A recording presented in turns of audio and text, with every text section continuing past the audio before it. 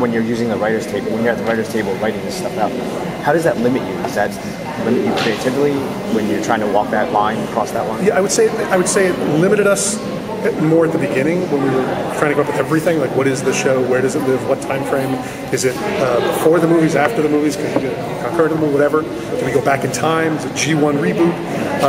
That's when really that stuff became a big part of the conversation. Right now, day to day, it's much more about not one, if we bring in a new character, not contradicting, like if that character died in the mythology a while back, we may not want to do that. There may be a better character we could choose, or what you're going to see in Prime over the course of the rest of season 1 and into season 2 is some technology is going to feature prominently, and that's largely taken from some of the mythology. So we wanted to be true to that. And that's the kind of thing where we'll say we need a weapon like blankety blank, and Rhode Island will say, oh, you know what, we got. Turn to page 17. So we try to. It's more fun to pull from that stuff because again, it comes already with a built-in fan base.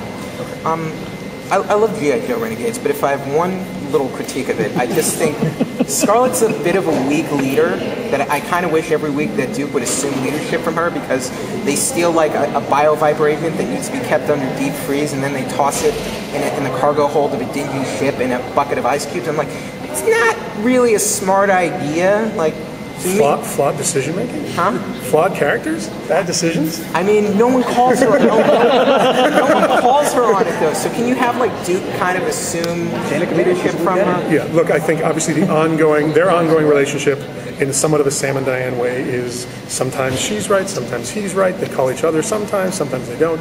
Obviously, we're building to. The problem is, as soon as we resolve that relationship is kind of over. So I'd like to attenuate it as long as we can, and not have either one take the true mantle. Okay. Last question, anybody?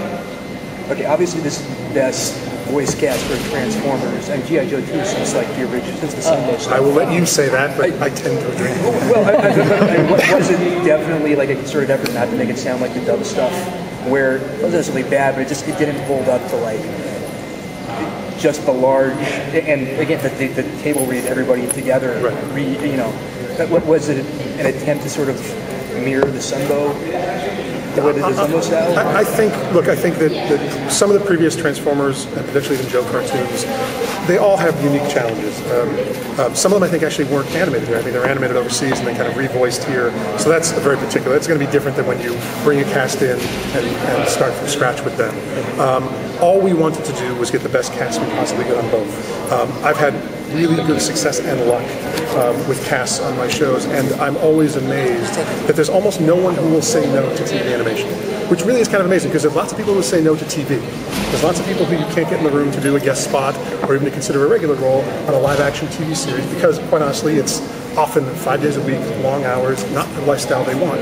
But almost everyone wants to come in sweatpants, and especially a kid, like the idea of I'm going to be a hero to my kid by doing a part on G.I. Joe, I'm going to be a hero to my kid by doing a part on Transformers.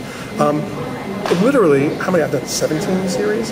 I can count on one hand easily the number of people who said no outright. Sometimes they're not available, sometimes it's not going to work time-wise, but literally almost everyone says yes, and then hopefully has a good time doing it. Because that was always the thing I was most impressed by when the shows first started airing.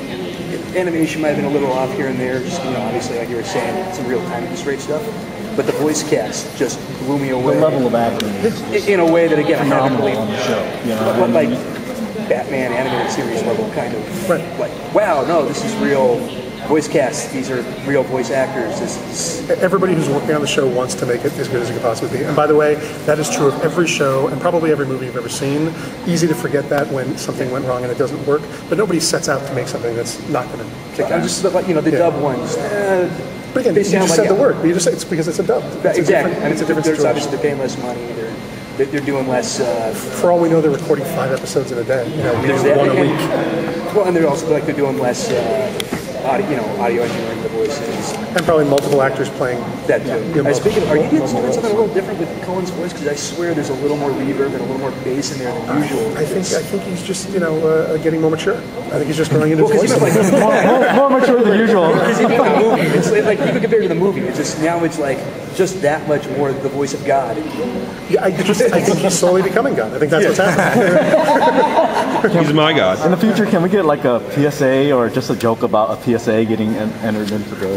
Quite honestly, like we always talk about stuff what we want to put on the DVD when that comes out. So we have all kinds of stuff flying around that would be fun. We originally someday we're going to do the thing where we have it's Megatron and Optimus in a fight scene, and then you cut and it's Frank and Peter in a parking lot. Like just